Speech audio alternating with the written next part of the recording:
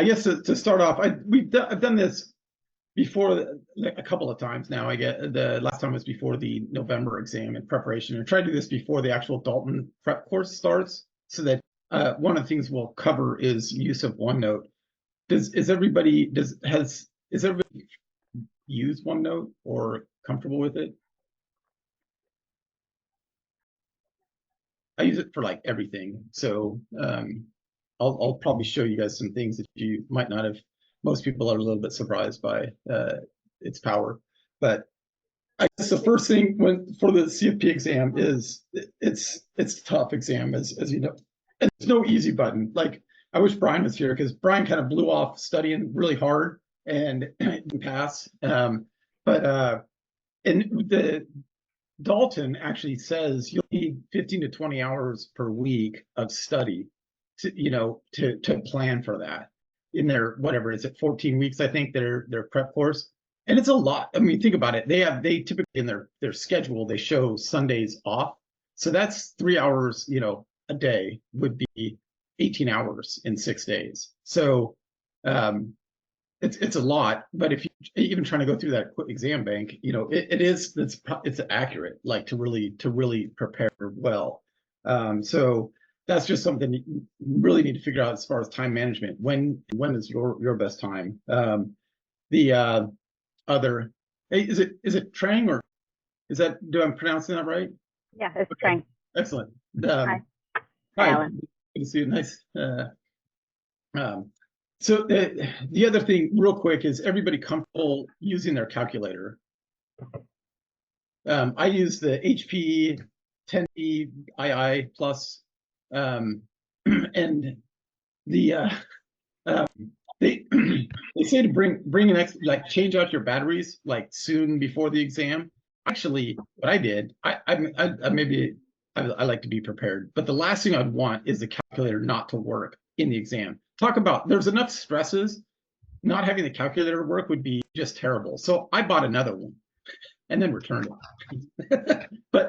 So I went in with new batteries on my one I've been using and a fresh new calculator just in case. And it's like, what, 20, 30 bucks. Realistically, it's no big deal. So, but to me, then I was totally not worried about a calculator. And but make sure you're comfortable, because they say the math problems should be some of the easier problems on the exam. So you should be able to just practice those, be very comfortable with your calculator. I always write them down like on the sheet of paper. I did this through the courses I was taking, but I would write down in order, and I/YR, PV, PMT, FB, because when you're doing different ones, you might have to do beginning and you know what I mean. But I'd put them down vertically, and then how many iterations I'd have to do. If you're doing like a student, college planning or something like that. But that way, I'd write it down and not make a stupid mistake. It took maybe a little bit more time, but you should have time on the exam. But that way you consistently do the problems the same way every single time. Let's see what else. I guess what I mentioned when I talked to Brian initially about this, when he was getting ready, I said that my approach to the CFP exam was humble confidence. At the time, I went through the American College for courses for the CHFC. Did anybody? You guys use different programs, I take it? Okay. Well, I still had to take the last class because there's 8 classes on that. But once you pass the 7th one, you've met the education requirement for the CFP. So it was April 1st, and I was like, should I take the exam? Should I sign up for the exam, in July? And it was a terrible timing, but there's never good timing. So just expect that. I mean, my day job was outside of financial services, and run a satellite network. That was crazy, of course. And then we were doing remodels, specifically my office space. So that sucked. And that's all my wife cared about, actually. And then I still have the final class to take and the Dalton prep course. So, I mean, in early May, I was like, maybe I made a big mistake, and so I just burned through the the class, so that one thing was just off the table, and fell a little behind in the Dalton prep course, but it was much better just to have three. I was only burning the candle at three ends, not four, at that point. But I say my approach was humble confidence. This test is tough. When they talk about like the pyramid of exams, like the base being simple, like, okay, can you define this? The CFP exams is designed to be on the top two hardest. You don't only have to know the material, but two of the question answers are likely going to be good, and you have to know how to apply the material, not just not just verbatim, define something or something. So it's meant to be one of the more difficult exams in general, and that's why I said my approach was humble confidence. Humble being that if I knew that if I didn't work hard and do the work, that I'd fail, period. But if I put my head down and did the work, I would pass. That was the confidence portion, if that makes sense. So I don't know how you guys like to study.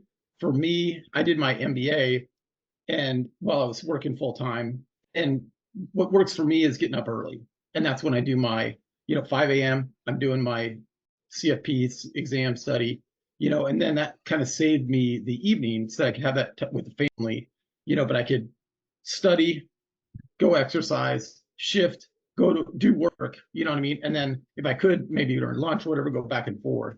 But that worked for me. But it was anyway. Everybody seemed to expect that I'd pass the exam, and I tell you, it's not that way. So you do need to put your head down. And Brian knows this. Just so you come in, he's admitted that he tried to do as little as he could initially, and then he realized that no, it takes do the work. And yeah, I'd say that was a game changer for me. I've never failed a professional exam before, and I failed the CFP the first time I took it because I was trying to figure out how little I could study and still pass. And then I made a determination that I was going to become a better professional by learning the material, and that changed everything. I took a whole new attitude when I studied. So yeah, and that's the attitude I tried to take as well. Is it wasn't just to pass the exam. This was to learn the material as best as I could, so that I could be a true fiduciary financial advisor with as great of a base knowledge as possible. And so if you're trying to cut corners, whatever, well, you probably won't be successful, unless you're just a genius. And but it's a tough exam. It is expect there's going to be a lot of anxiety, and so there's a few things to like I mentioned. Brian, I talked quickly about, and this is tough, 15 to 20 hours a week Dalton recommends, which is about 3 hours a day if you take one day off. Finding the right time that works for you. And the other thing is get some of those anxieties out. Like, hopefully you guys don't have to drive hours to the exam, but I went the week before the exam. I drove to the exam place, so I knew exactly where it is, walked in and talked to them and make sure, like, how long is it going to take to check in? All those kind of things, so I wasn't freaking out that morning. You know what I mean? You're already going to be stressed out. So do those things just to ease yourself. And then I figured out, oh, actually you can bring water in so long as you have a clear bottle.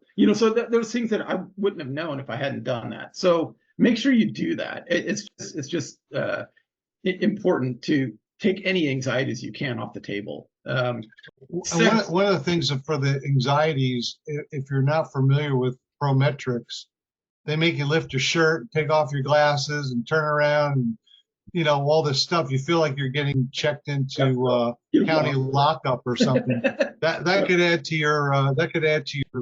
your anxiety as well. But just be prepared for that kind of stuff. Yeah, exactly. And one of the other things is, do you guys all know how you learn best? And something I messed up on the preparation for me was I like to be taught. Can you provide me with your date of birth? Date of birth. I was born at a very early age. I think I'll just mute her. The uh, but oh, how do you learn? So one of the things I couldn't get, Dalton also recommends getting through the exam bank twice, which there's like 2,500 questions. That's a lot. I wasn't even able to get through it once, and and partly why was because I was trying to follow their schedule, and I think you should. But to me, I wouldn't. If I did this again, I wouldn't read all that stuff. I would listen to all the lectures because that's how I learn. Teach me it, and if I have, and then I quiz myself on it. And that's how then I realize, okay, I missed that. Let me go back, and if I have to go read something, then I will. But that took a lot of time, and I don't think it was very effective. So if there's for me, because that's how I learn, is I like to get lectured to, or I don't like to get lectured to, but that's how I learn. And so know how you learn and take advantage of that, because there's all sorts of things through that. Whether if you're a good reader and you can read relatively fast and pick that up, great. But if not, I would start with the videos and then do the questions and do as many questions as you can. The audio that Dalton has, I think it's like $180. It's not cheap, but if you're starting now, for me, listening to that in the gym, and what I would do is I would listen to it in the gym, and then when I got home from the gym, I would sit down and write down some things on notes, like, hey, I was a little fuzzy on this, or I got that, or I would rewrite what I had just, as Alan said, kind of had just learned and put it down in my notebook. That the only thing I wish I would have done is I wish I would have started that right in the very beginning, like right now for March. Yeah. Would be, because otherwise I was kind of rushing through it a little bit. But that really gave me an extra, gave me an extra hour and a half a day of studying. Yep, and listening to it at 2 times speed or whatever speed you can. Like I listen to a lot of podcasts, so we'll get into that as well. But I get to the final 3 to 4 week battle rhythm, but writing down questions. And when you get done with a class, don't leave. Because how the brain works, if you don't review that material within the first 5 minutes, 85% is lost. So when you get done with the class, if you have to use the restroom, whatever, go do that, and then go back and just skim through everything that you just went over, and make sure it's all, you just review it one more time real quickly. And it's like I said, it's really quick, but your retention will increase so much if you just take those few minutes to do that.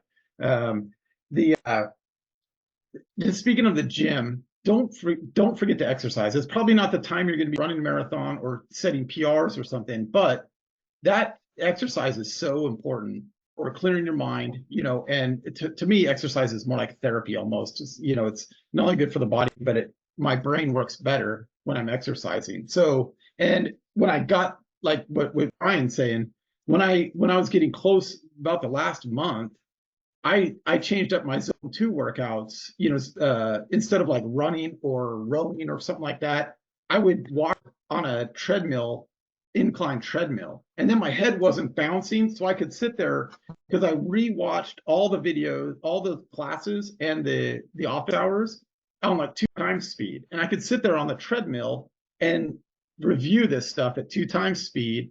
And so I'm getting exercise. My brain's working better, even because I'm exercising and getting review in. So it's just an idea of, how do you become most efficient, as you're gearing up for the exam. The other thing is you've got to be able to focus along those lines. I used to remember this in college. I had a friend that used to just like try to study like hours and hours at a time. And he used to get pissed because I'd like study for a bit and then I'd be like, I'd lose focus. I had to do something. And then I come back, he's like, you study like I take breaks. And I'm like, well, when I'm studying, I'm focused. And guess what? Because I'm focused, I retain it. And so same thing. If you're not focused, then stop. Go do something else. Go do some exercise. Do something to clear your mind, and then come back. Because if you're not focused, you're not going to be. It's not going to. You're not going to retain anything anyway. So it's okay to step away and then come back. But as mentioned, and what time works for you? For me, first thing in the morning, I'm the only one up. That's my time. So I can be focused and not be distracted. So because you want as minimum distractions as possible. Speaking of anxiety, when I started, I took the exam like on the last Monday that it was offered, and I remember Saturday I was kind of nervous, and I'm going through, through things, and then Sunday I was like, I've got this, I felt pretty, like I know stuff well enough, and then Monday you're of course nervous driving in, but I'm like, I've got this, and then I had to flag the first 4 questions in the exam. It wasn't a good start, you know what I mean? I was like, whoa, this could be a lot longer day than I was thinking, but speaking of anxiety, I was just like, look, this is a long test, flag it and move on. One of the big things is get every question's worth the same amount of points. So don't waste too much time on those super hard questions. Flag it and move on. And there might be a question down the road that triggers you like, oh, and now I know the answer to that other question. So make sure you get all those easy questions done. And it is like 4 exams because you've got 43 questions that you've got to finish, submit, and then 42 questions, the second part of that, the first 85 questions, you've got to do all that in 3 hours. So you've got to keep a pace, and so keep moving through it, flag what you need, and then, come back quickly through it. But, be monitoring the time. I found that I had plenty of time. I have to be mindful of the time, but I also made sure that I wasn't rushing. Yeah. Yep. Not rushing, exactly, but just don't spend too much time on a difficult question. And for me, doing the case studies, what I did, because those are not fun. And I hate having to scroll down and up and down. But I would read the first paragraph of the case study just to get a basic idea. What, is it 2 people? Is it a family? What is this about? And then I would scroll to the bottom and see the first 4 questions or whatever it was, and then go back and try to find those answers, because you're going to have 4 different pages. So once you get done with those 4 questions, then you go to the next page and it's 4 more questions at the bottom. So I would just quickly, like I said, I just read the first paragraph and then go and see what they're asking me and answer each question. And try to find that material quickly and then move on. And then I wouldn't waste too much time though. If one of those, I was like, I don't know, see it out. When in doubt, see it out, flag it, and move on. So And I found for the case study, Alan, Yep. Control F with Yeah. keywords would take me right to, because you have to kind of pick the right keyword, right? Executive comp or option, or to kind of bring you to the right spot within the case study, so you're not rereading the same pages over and over again looking for the information for the question. Yeah. Do you guys know how to do that? Control find? Okay. Yep. No, that's and that's available. That you can do that on the test, on the exam. You can hit Control and F and use a keyword search. Okay, why don't I, Brian, I'm gonna roll into using a OneNote, and then I'll hit or should we talk about the final 2 before we battle rhythm first? I think to me, it was a game changer when Alan did the OneNote, and his study methods for me really was a game changer for how I studied. So, and as a matter of fact, I'm here kind of selfishly because I want to learn how to use that even better. Alan really knows how to use it, and I'm hoping every time I watch him do it, I learn something new on how to, because it's a lot of information to organize. It is, absolutely. So, well, what I will do now, I'll just go let me share right here. So, okay, so everybody see that okay? Unfortunately, I can't increase the font on these, this column on the left or on the right. But so when I was getting ready to do my MBA, I was like, how am I going to organize all the curriculum? And so I researched several different things, and I found OneNote, and I was like, it's Microsoft Office, so it's compatible with Excel, Word, everything. And I was like, oh, this is perfect. I watched like one video of how to use it. It was YouTube, like an hour, like 50-minute long. And I was like, okay, let me go play. And it's freaking life changer. It's an outstanding tool. I use it to organize curriculum and really my life. I'll show you guys, but I've got shopping lists. I've got all recipes, everything that I use this for. Projects, when I'm the program manager, I do my minutes on here, and then I can email out the minutes in like right after the meeting. People are like stunned, So, but this was my MBA notebook, and I'll show you what. So in our MBA course, why I'm showing you this is because there's some tools like the multi-section part of it that's important. So in our MBA course, it was themes, and each theme had like 3 to 4 classes. So, and up here, you see these are just sections. And then you see these that have like, it looks like multiple files. These are multi-section groups. So you can, up on the top here, and I like to create all this stuff on the computer by a tablet or phone, but then it's everywhere. But it's just easier from the desktop version. So, but if you come up here and you right click, you see there's a new section or a new section group. So I can just add a new section group, test section. And then this just allows you, it's OneNote, it's like a notebook, and then all these like different file folders that you can get as detailed as you want. But unlike, like I'll show you guys in that test section I just did, but unlike this tab where it's one section, over here on the right, you've got pages, and then you can have sub pages. You see right here, I put SDI, and then you can do sub pages here by just right clicking, making a sub page, promote it. You can make it, you can get as nerdy as you want as far as organizing this in sub pages. And I'll show you that in the MBA program, the classes. But this, I just clicked on that multi-section group I just made, and then you just come in here and go, section 1. You come in and make your own, whatever sections you want. Section 2, etc. And then you can come in here. Okay, you always start with one untitled page. Let's say page 1. Now click there. Now it's a new page. Let's make this a sub page 1. And now you can just go in here and use your cursor and move it, or you can right click and either promote the sub page or make it a sub page like that. You can also replace it, like, oh, let me move this to another location. This is in the wrong one. I meant this in section 1. So then you can come in here. Can you guys see that? I don't know if that's showing but you can come in and move it to wherever you want. So I'm going to move it to section 1. Move, or you could copy it, whatever. So now we'll go back, and I'm going to delete this section so I don't mess up my. Wait, let me make sure I'm on there. Okay.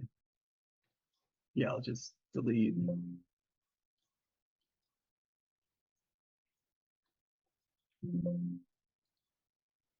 Okay, but here's the beauty. So here's theme 3. So we had these classes. So I always had an admin tab, and I have that in every course I do, some admin. Like when you do the Dalton prep course, there's going to be admin, like, schedule, all that stuff. I always like just an admin section. But then I had marketing, and you see over here, I got pretty detailed in the classes. We had emails from the professor, quizzes, and then the different weekends when we had different things. Here's leadership and organizational management. And what I love about this is if you have a tablet, or like I had a Microsoft Surface, you can come in here. I print all these to OneNote, the slides we get, just like you'll get from Dalton. You go in, print it to OneNote, and then it comes up here. And then you can, while you're listening to the class, I would listen to the class on the computer, and I'd grab my iPad, and you could just write notes right on the slide decks. And they've proven that if you write notes, it works better than typing. Your brain connects well with the pen, not with the typewriter. So, but I'll go in here and show you. Let's see. I'll get to a different section. Alan, could you go to your CFP Yep. Dalton Yeah, I was notebook? just showing that. Yep. But and so here's my CFP study notebook. So I did, here was all the classes I had for the CHFC from the American College. And then here's actually the Dalton prep course. So under the Dalton prep course, this was how I organize it. You kind of got to figure out like what sections, how do I break this up? So I had a kind of getting started, which this had the schedule, which like I said early at the start, try to follow this, but know how you learn. For me, I wouldn't have read everything. I would have said, let me listen to the videos and take tests. But so this is where I had all this, just this basic admin stuff. So you always come back here. And then I had here, let's see, I'll go to the live classes. So there you can see that. You can, let me go. I'm on my iPad. You can't probably see that, but I'm going to start writing something on my iPad, and you can see how quickly it pops up. It's pretty cool. So what I did with the Dalton slides or classes is I would go and download them, and then instead of printing them to paper, there's is everyone familiar with OneNote, how to use it? You can print it into OneNote and then start to organize it. That's how I organize say that all again, my Brian. slides. I would, instead of downloading it to paper, Yeah. I would download it and print it into OneNote. Yeah, exactly. And that's what I was saying. So you get these soft copies, and just I'll just do this. Let me I'll go to, where is Dalton? Okay, there we go. Dalton. So what I'll do is open up one of these where they always name the stuff weird. I thought like it didn't handbook book hand. I just didn't like how they name it. It's like, what? Just say lectures, or something. But okay, so right now I'm opening. I just opened. I'll shift this. Actually, what I'll do. Hopefully you guys can see this okay. But I'll go here, and I'm just going to share this whole screen.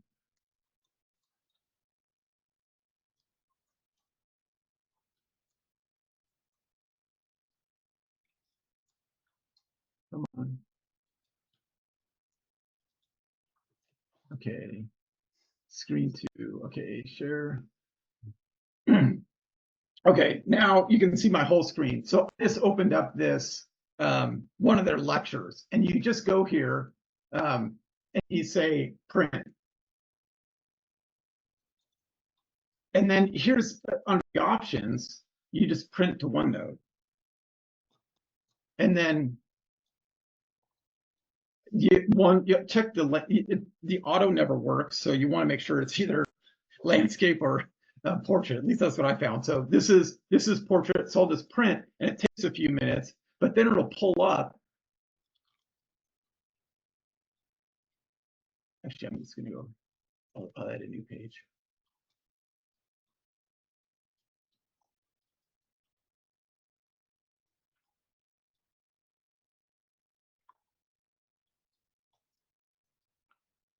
Okay, it'll take a second. It'll come. See, it's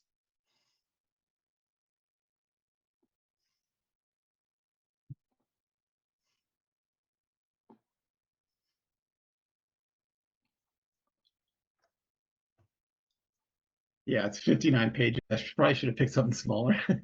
But while we're there, I'll just go. So I've got my iPad, and you just pick whatever color.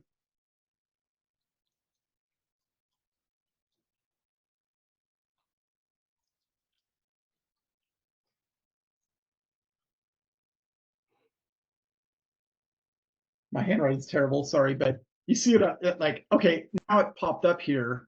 The printout's ready. So you pick where you want to put it. And then if you scroll down, you'll always see like current section or current page. And so that's what I purposely went to this untitled page.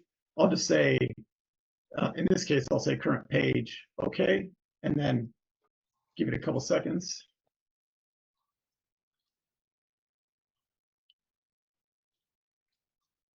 Bam. Now you've got it.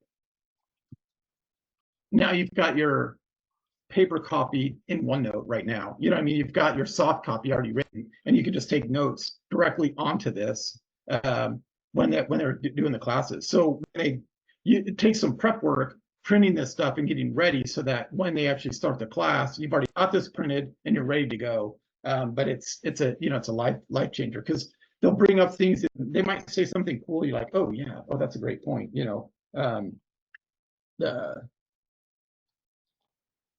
But like, and that's what I did. You'll see, like, you look, um, I just wrote, as we were listening to the class, I just took notes. What made sense to me. And you can insert like you did there.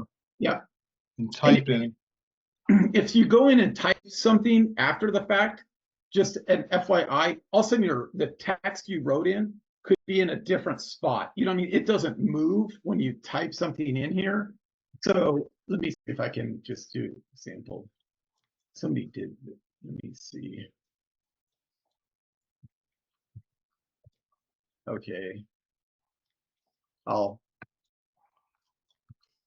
Anyway, it probably won't do it, but you might see like this stuff shift down sometimes. But what you can do here is you can always lasso the text, lasso portion. Did you see how I just grabbed that lasso button and then go here? Oop, didn't get it all. Let me redo it. You gotta be smarter than me. Whoops. Okay.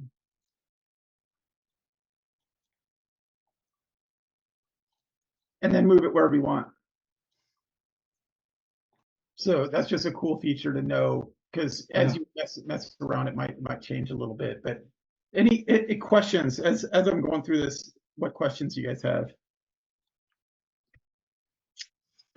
Another thing you can do is, and when you're listening to a lecture or something, or however, something that is I found super helpful in different aspects is doing a screen capture. Like if somebody's presenting something and they have their own slides up, you can just, I'm going to do this as an example on that, what's already here, but I'll go, okay, ooh, that's cool. Print screen. And then you snag this and then just watch it and then just dump it in. Bam. And then you can write notes on that. So it's just, and then I just deleted it, but totally helpful. Let me make sure there's so many things to cover, I feel like, on OneNote. I also use the search one. Oh yeah. What I would do is before the classes, I would download all the notes into OneNote, kind of organize them and get them all ready to go before the class. But you can see in the search bar, I would cheat on my taking my tests sometimes. Like if I didn't have a clue what the answer was when I was taking the Q-Bag test, and I would research it and then take the test. And I learned it. I learned the question that way by kind of working backwards. You can't cheat in the exam, but you can cheat when you study. What's a topic you guys is challenging for you about the CFP exam?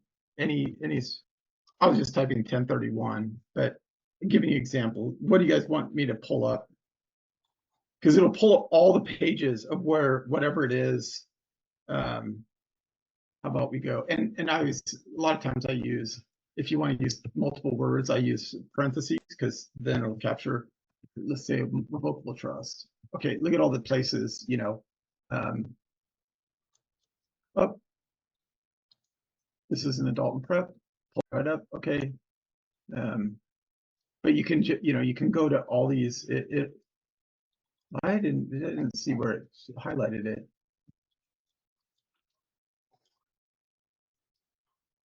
Here's another example. Yep, there you see it highlighted. And it's anybody doing the guaranteed to pass. Okay. On that, know that you do have extra things that come with it, which is good, but you have to get a 70 on that exam readiness review, which in barometrics, you have like a 99% chance of passing if you get a 70. So you've kind of guaranteed yourself to pass. So I was kind of like, this is kind of BS. Yeah, you know, like, okay, once I guarantee myself that I can pass, they'll guarantee it, huh? You know, anyway, it does have all these extra things though, especially like estate planning was not something I was super familiar with, so that was really good for me to go into, and that was, you know, that stuff I would review too, and you could, but anyway, I would go in, you know, like. Then, like I said, I would go in and listen to all the classes over again, and then I could write notes again on that last 3 to 4 weeks. But very, you know, super helpful. Let's see. Oh, here's the office hours. I listened to these as, you know, office hours as well, and would go in. Oh yeah, they had the formula sheet. I actually wrote a separate formula sheet what these things meant to me, because these formulas are freaking terrible. Like if you don't know what they are, it's not, that sheet's not going to help you at all. So and let's see, anyway, okay, yeah, there's all the office hours. So but this, you know, I just go in and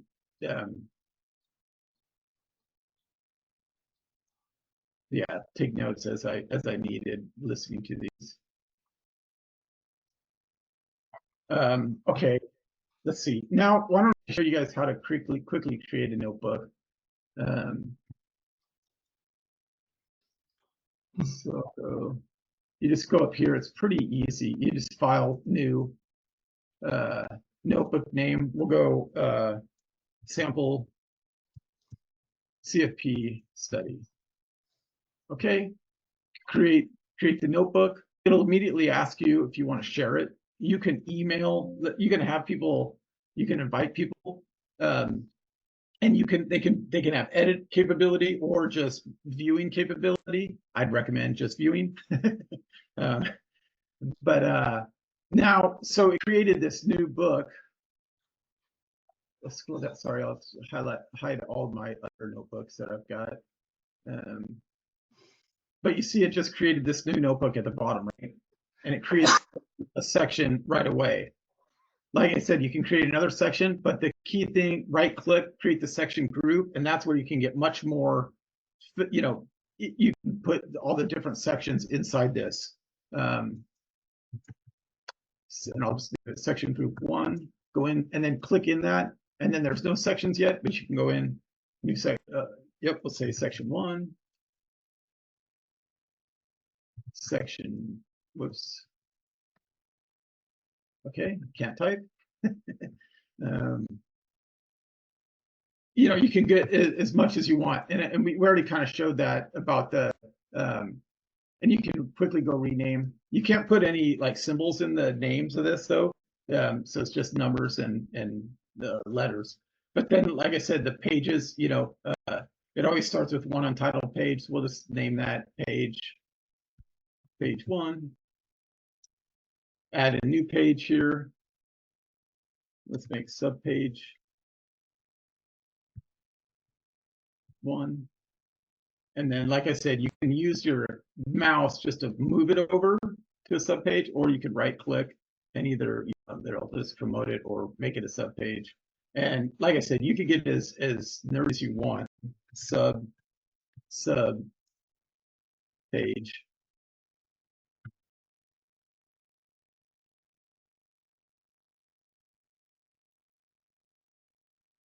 Whoops.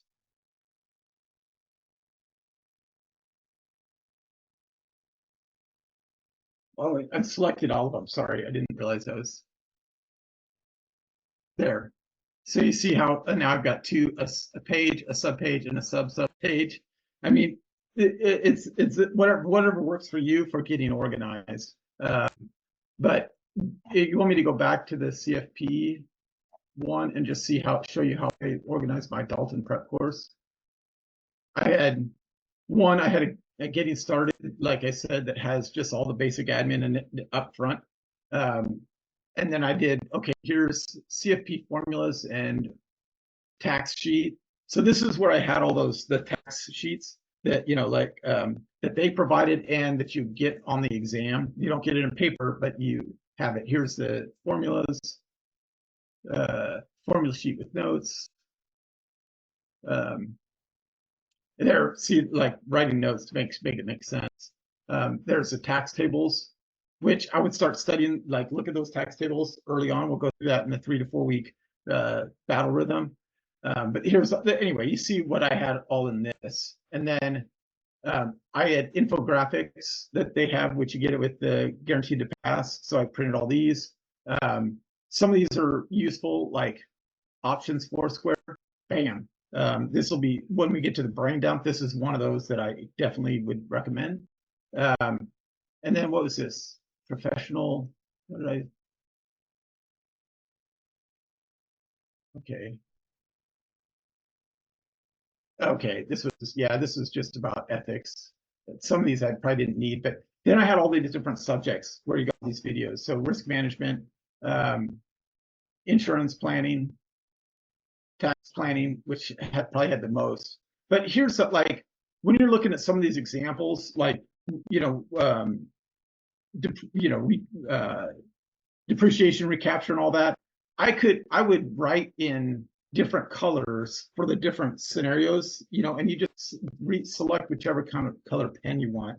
And that way you can, it gets you even more organized. At least that's what works for me. But this supplemental stuff they had on on the guaranteed to pass was really some really good stuff to make sure you take advantage of. You can see how many notes I took based on, I should probably review this stuff. Okay, let's see. Next, we'll go. Oh, other things related to OneNote. So when you're,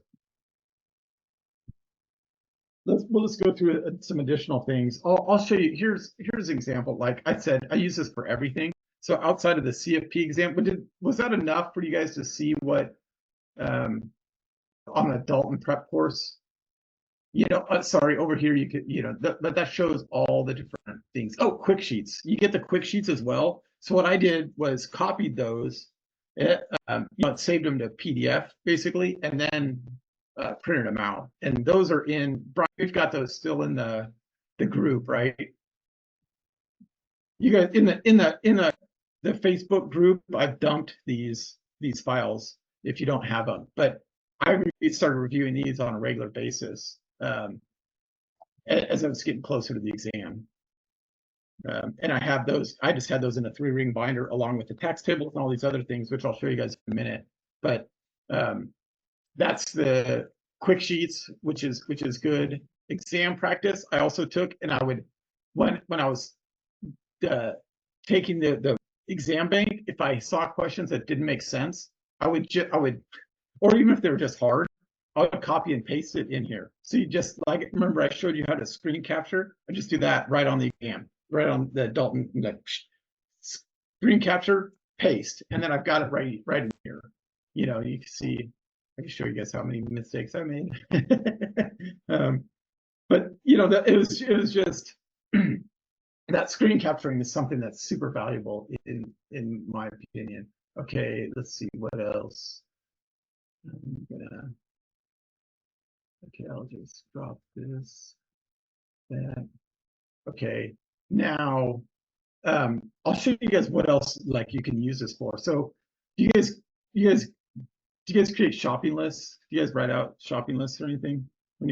So I don't, because you know what? I buy the same crap every time. When I go to the grocery store, I don't get different stuff all the time. I just only need what I run out of. So I have a checklist. Tequila. I see tequila, triple sec. Yeah, Wow. good margarita, thank you. And you're gonna buy it, get it from Costco. It's so cheap. But I do barbecue a lot, and so I cook kind of the same things. So I have a list of what I need depending on what I'm gonna do. If I'm gonna for Thanksgiving, I made a smoked pulled pork and coleslaw. Okay, so what do I need for those things? And I go check and then uncheck. You know, like and speaking of limeade, that's part of the tequila, the margarita. Oh, we have limeade, so but I do need mustard. You know, so you can just uncheck all the things that you need, and then you've got right on your phone, you've got your running shopping list. You guys have any? Let's see. So I have that. Look, I've got one for Costco, Trader Joe's, just regular groceries, farmers market, like Home Depot. You know what else I found helpful, Yeah. Alan, was YouTube. I Yeah. would something I was maybe getting stuck or hung up on. Yep. I would go to YouTube and find some videos on YouTube. Some of them were old, and you gotta be careful too. Some of them were Canadian, and at first I was watching the Canadian ones and said something doesn't sound right about these. But yeah, the CFP tools, which is part of the Dalton course, I thought were terrific. But Yep. And yeah, that's like something you could do there is as well. You could you can always what you guys see, I just pulled this up, but you could just copy it if there's a specific one, you could copy and paste it into when you want to go back to it into a page here. Like let's go, I'll go back and to that Boston, I found a lot of those videos helpful from whatever that what is the Boston Institute or whatever Institute of B, Finance. yeah, bit, is it BI Biff. Biff? Yeah, Bit bytes, CFP. But you can always if you find some that are good, you could play it, you could copy and paste it into your OneNote as well. When you're using OneNote though, there's like I'm using Google Chrome, and you guys know about the extensions, Chrome extensions.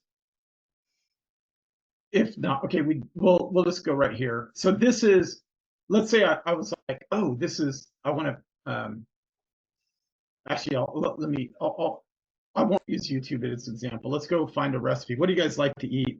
Anybody? What's a recipe you guys want to find? Coleslaw. Coleslaw. By the way, I have a great one for that. Okay. Oh, best coleslaw recipe. Let's go here. Oh, that's got to be it. So, and then you could go, obviously jump right to recipe, but you can usually you can print these, right? You just go wherever. There's usually a button right away. It was up there towards the Oh, top. towards the top. Yeah. Print recipe. So you can print that and go print. And how do you want to print it? Just go right to OneNote. And then I'm going to go here. I have to set myself up. So I've got recipes is a multi-section group that I have here. And I've got broken out griddle, barbecue, beef, poultry, fish. And that'll go it's under sides. So I'll just be there. So I'll print that and then give it a second. But the other thing you can do, see how that pulled up? Now we just let's go right to the current section. Okay. And then I usually adjust um, these recipes. And so I'll take notes on these. Let's see, where is, actually, I probably had it there.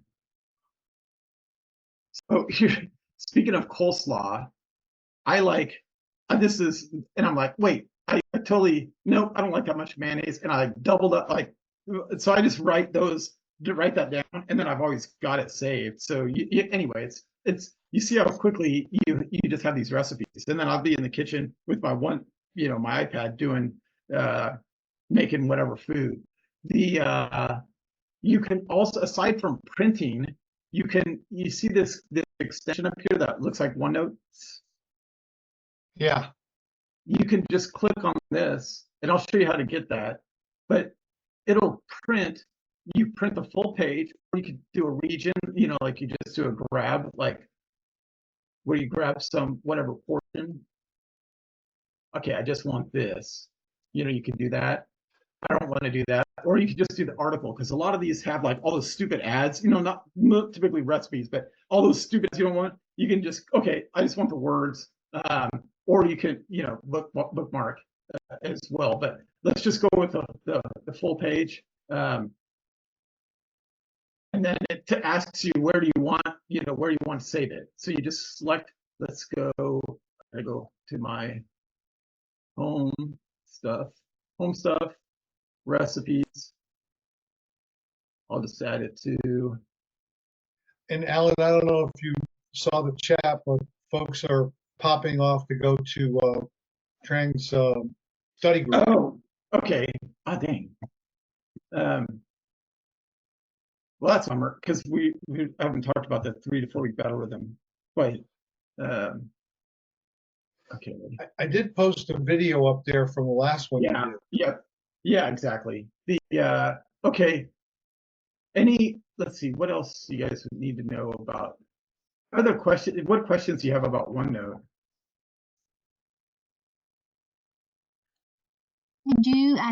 I'm not familiar with OneNote. Oh. So you basically use this on a laptop or an iPad in order to write. So I would do the setup on my laptop. That's because it just works better in general. Like you have more functionality, I feel like, on the laptop. So I would get all the files from Dalton, save them, in whatever folder, and then I would print all those. I'd start organizing my OneNote based on what files I got from Dalton, and then print those to OneNote. And then when the lecture is going on, typically, if I was at my desk, I would have the audio playing off the laptop, but then I'd be sitting there with my iPad taking notes. Does that make sense? That makes sense. Yeah, that's there was a disconnection that I had. All right, Okay. then I need to get an iPad then. Or it's helpful to have a tablet. Or I had I remember when I did my MBA, I had a Microsoft Surface at the time, so it kind of did a laptop and but worked as both. But Okay. could write on is with the pen was great. Okay, real quick on the extensions. So just Google extensions. Oh,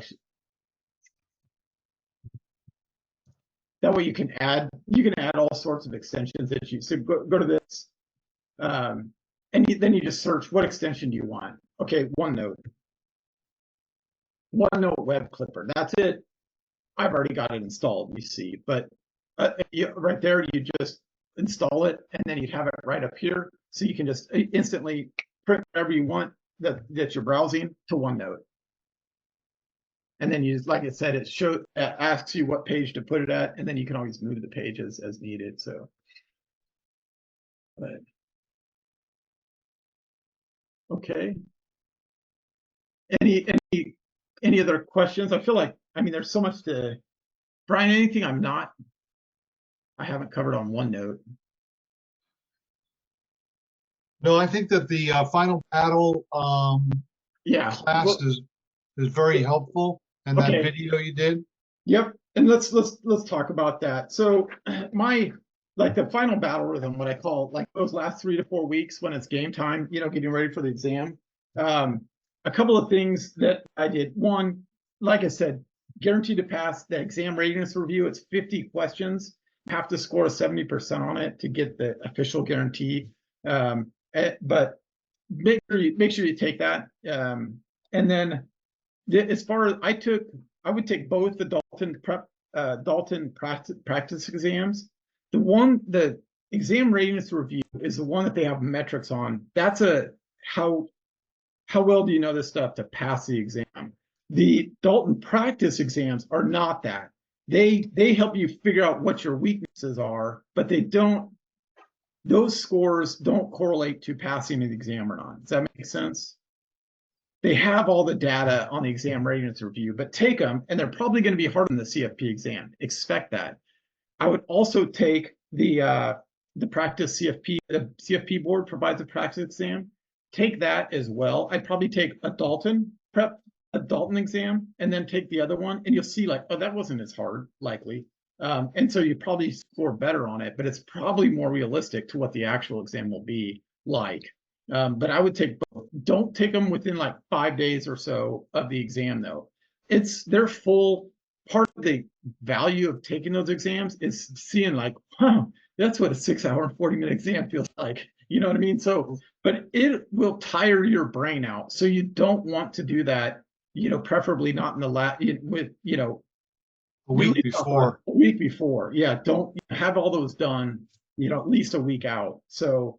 And I found the advice of going through the Q bank, starting with the easiest questions first, then going to so I did all of the easy questions, made sure I hammered, because one thing that Alan said, which made great sense, is that the easy questions count just as much as the hard questions. So it would be a real bummer to miss the easy questions because you were struggling with. So I did all of the Q bank easy questions, whatever the next one up, moderate, and then the middle, and so on. The extremely difficult, I didn't do a lot of those in the Q bank, to be honest with you. I also went back and watched all of the replays from all of the lectures. I watched them at 1.5 speed or 2 speed sometimes. So they were talking about, they were like doing a little bit like that, but sometimes you could speed it up and slow it down. That was really good. So yeah, I would do that in the car, like everywhere. That's what I was listening to. You know, I listen to a lot of podcasts, so typically the 2 times speed was not that difficult for me. But exactly 1.5, 2, but you can get through those pretty quickly. Like I said, I also use those at gym. I switched my zone 2 workouts to walking on an incline treadmill so that my head wasn't bouncing like jogging or something like that. But then I could sit there and study and listen to these things. The coaching call they gave, you know, as you're getting near game time, they told me like, you need to finish the exam bank. That's absolutely critical. And I hadn't like I said, I wish I hadn't read all the material and I would have done more of the exam questions. But when I'm looking at a few weeks out, I said, okay, they think it's absolutely critical. For me, for what Alan needs, I'm going to go back and review everything one more time, because instead of, like Brian is saying, those working some of those super hard exam questions, what I didn't want was I get an easy question on the exam and all of a sudden I'm like, damn, I know that, but I haven't looked at it in 2 months. And so I've missed these stupid easy questions. So I wanted to review everything, at least so I touch a touch point on all the different subjects again before game time. And that, I think, was was very important, and more important than doing those last bit of exam questions. If I could have done all the exam questions, I would have. Like I said, I wouldn't have read all the material. I would have just done the videos, done questions, and then if I had to go read something, I would. But that's not how I learn. That's just me. Let's see. Like Brian said, I'd start re-listening to all the live classes and office hours on the 2 times speed in the car, the gym, wherever. Just my cardio workouts. I also took Dalton's recommendation and studied the ethics in the 48 hours prior to the exam. Very important. do that, because those ethics questions are really hard. Like, actually, if you haven't looked at it right before the exam, because they trick, like, so much of this seems like trick questions, and ethics is one of those as well. So make sure you take their advice and really do that 48 hours in advance. Also determine the 3 to 4 weeks out. That's when I started really looking at, and I wish I'd done this before, looking at the tax tables daily. And those what I showed you guys earlier, those Sheets. quick sheets. I'd start looking at those. That's how I started my morning at 5 a.m. Grabbing a cup of coffee, and I start just going through those. I wasn't trying to memorize everything on the tax tables, but what I wanted was to know exactly where everything was, so that, because when you take the exam, it's not a paper copy, right? You have to go to this scroll. So I wanted to be able to scroll as quickly right to the spot just to verify I got the right numbers, and then back to the exam. Does that make sense? I know.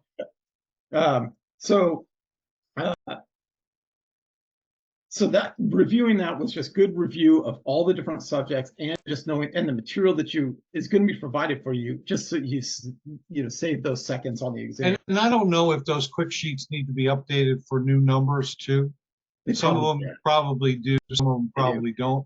But they're Champions Code of the Facebook group, the CFP Facebook group. If you go to files, you can do the download on the files. Just be aware that they might be outdated numbers. Yeah, and people that are on the guaranteed to pass, you'll get those. So if somebody wouldn't mind like saving it as a PDF and dropping them, that'd be helpful for everybody. Yeah, with updated numbers. Yep, the brain dump. And by the way, as a reminder, you guys, I think all know this, but March exam uses the 2024 numbers. It only shifts to the 2025 in July. So, okay, the brain dump. This is something to think about early on. Here's things I used, like the financial planning process. Uber is, UIADPIM. I wrote that out. That was one of the things, and what they were. The options Foursquare. Something about a drunk Uber driver, something like that. Yeah, Uber is a drunk person's immediate motor vehicle. Forgot it already. Options Foursquare chart, the bond teeter-totter. These things, those ones saved me minutes, because I didn't even have to think about it when those questions came up. You set that visual, it just made makes it so easy. So the tax formula, I did the taxes, like they talk about it in one of the live classes, but like, okay, what's above the line, below the line, that way I didn't kind of mix those up, because I don't think, unless you're an EA and have done a lot of taxes, that could be easily confusing. And then I provided that the office hours file that's also in the Facebook group, where it talks about the brain dump and some of the recommendations they have. But those are the ones at a minimum I would do. And anything else you think that you think, here's why these are important. That's 6 hour and 40-minute exam. 5 hours into this, your brain's already tired. So minimize how much thinking you have to do. You know what I mean? And so while you're fresh, dump it down, and then you just refer to it later. Let's see.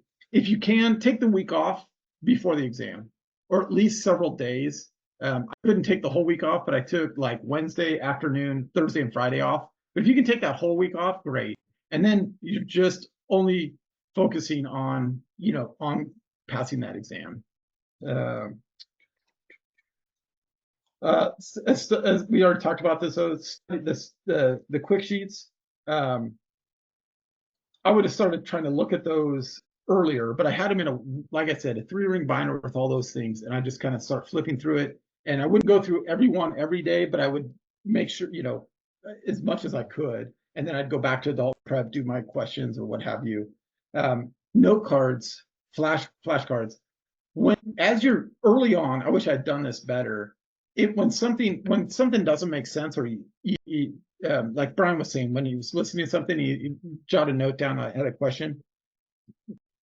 have a bunch of flashcards ready and just at least write down, wait, well, I want to write that down later. You might not be able to write the answer on the back yet, but at least you started the flashcard and you can get to it later. But those flashcards are the handwritten ones are very helpful because while it takes some time, you're like I said, the whole writing, your brain remembers better when you write things down. And then I started reviewing those flashcards, and then after a while, as I got closer, I wish I'd started this earlier, but I got these flashcards down. So I'd move it to the done pile basically. And then I had a list of, say 50 flashcards that I was, studying. And I went in that morning of the exam with those flashcards. And, as a, just looking at the last couple of things, like, okay, what are the last, things that I'm not as confident on, put in the locker. And then you actually can, after when you're on the lunch break, shall we call it, expect that to be only about 25 minutes. It's 40 minutes, but you have to go back and get wanted in the security check. So, I brought like a couple of like hard-boiled eggs, some pistachios or something, just some good healthy snacks. Said I had some food, but I didn't tire myself by having a full stomach, but you can go and review those flashcards again during that break, just to, you have access to your locker on that after the first 3-hour portion before you step into the second 3-hour exam portion. Let's see, I think. Okay. That was great stuff, Ellen. I really appreciate you doing this the first time. I'm convinced that those little tips is exactly what pushed me over the top. So thanks, buddy. Yeah, you're welcome. You guys have any questions? Any other thoughts or? Mary, were you waving goodbye or you had a question? No, I have a question. Yeah. So I signed up for the Dalton review last week, got access to everything. And I similarly have not been very much a textbook person. And so a lot of the beginning is read this in the textbook and not necessarily starting the Q bank. Would it be your recommendation for that first month before the live classes start that you do a little bit of the Q bank? I would do as much of the Q bank as you can. What I would do is, if you have access, then I would start going to listen to the video, all the little videos they have, and go through those, then go into the Q bank and test yourself. How did I learn that? For me, that's what is effective, how I learn. I'm a slow reader when I'm reading stuff so that took me forever. So if I had done it over again, I would exactly do what you're saying. I would go listen to videos. I'd go watch the videos. I'd snapshot stuff as I wanted and, paste it into OneNote. And then I'd go and test myself. Go and do the Q bank because there's so many questions on that Q bank. The faster you can get started on it, the better. And that's how you really learn, is making those mistakes on the Q bank, because it's making mistakes where we really learn. So yes, I would do exactly that, Mary. Good question. Okay, thank you. And then my second question, if I'm allowed to ask another one, yes, is the audio file really that helpful in your opinion? Just because I've seen a few people mention like it's very helpful to have the audio file, and it just seems like the more you search on the internet, the more it is like you need this and you need that and you need this. And Brian, you were a big. I think that Mary, it sounds like if you started doing the audio now and then go to the Q bank after each audio session, that if I were to do it all over again, that would be exactly what I would do. Okay. I think this is my opinion. I think Dalton overstudies you. Yep. However, I think that the audio if you knew everything that's on those audios, you should pass the test. Yeah, that's what I feel like, and that's where I would the audio and some of our videos, that material is what you need to know, and it will help you get those questions right. And then if something doesn't make sense, that's when I'd probably go to the book and go look it up. Then you're very instead of reading for several hours, you got to focus search, just like that Control F, find it, and then read it and go, okay, and hopefully that makes sense then. Okay, thank you. Yep, you're welcome. Okay, what other questions? Did I hear, sorry, this is Casey. Did I hear Brian say something about more difficult question levels? Was that on the practice tests, or that's not in the QBank, is it? In the QBank. Oh, Yeah. really? You can break them down by subject area, and you can break them down by level of difficulty. So Okay. I would get every one of those easy questions for sure, you know? Okay. And then I think the next level was like moderate I and would, yeah, difficult. I would typically just go into the section that I just listened to, and then take that test, and All not of the worry about questions? all of them. Yeah, I would just Okay. go through it, and that's what I do. And then if I missed it, I would immediately, screen capture and post it. Or if it was I got it right, but I was like, woo, that was a lucky guess, in a sense. Yeah. I'd screen capture that and dump it into OneNote, and that way you could maybe review it later. I mean that's so, but Okay. that's good. Thank you. Okay, yep, you're welcome. Okay, what other questions?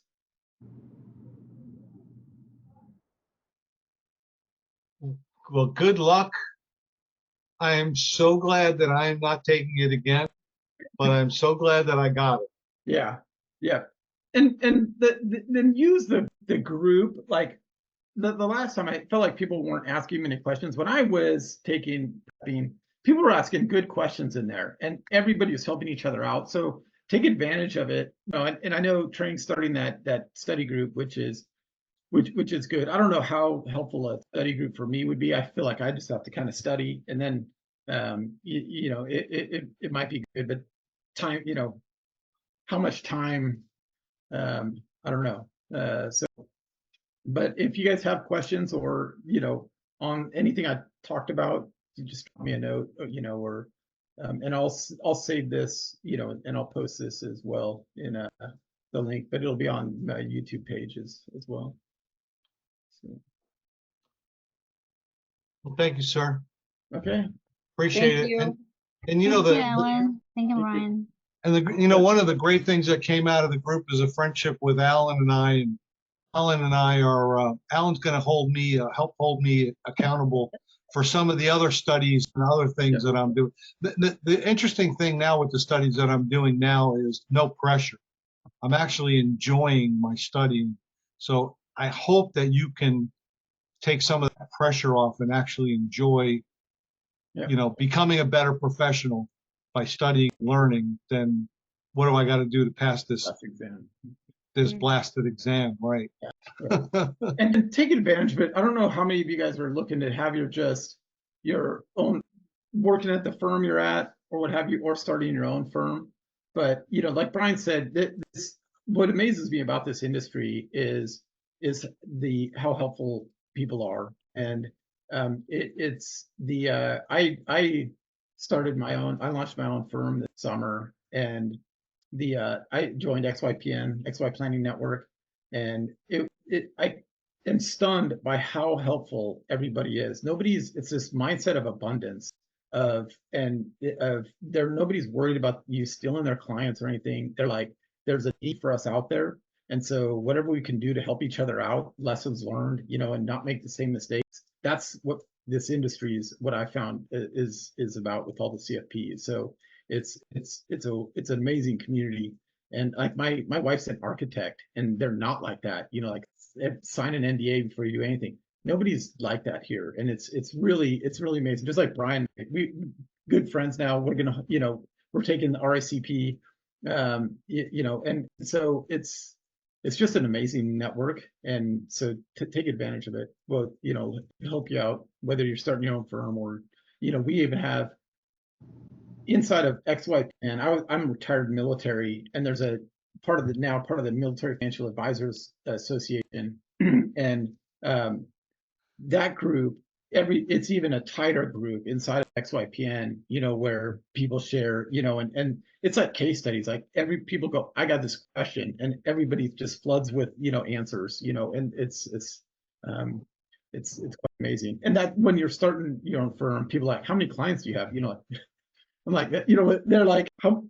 And they're like, oh, you don't. And then I explained to them like, well, I did earn my CFP, you know, and I don't know everything, but I do have this great network as well.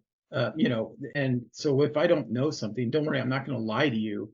I will say that I don't know this. This is not my strongest suit, but I'll get the answer. And I've got a great network of people that will do everything to help you out. So Cool. Cool. Well, keep in touch through the group, and we'll be looking for your success. exactly. Cool. Okay. Bye now. Take care. Bye. Thank you, Thank Alan. you. Yep, you're welcome. Thank you.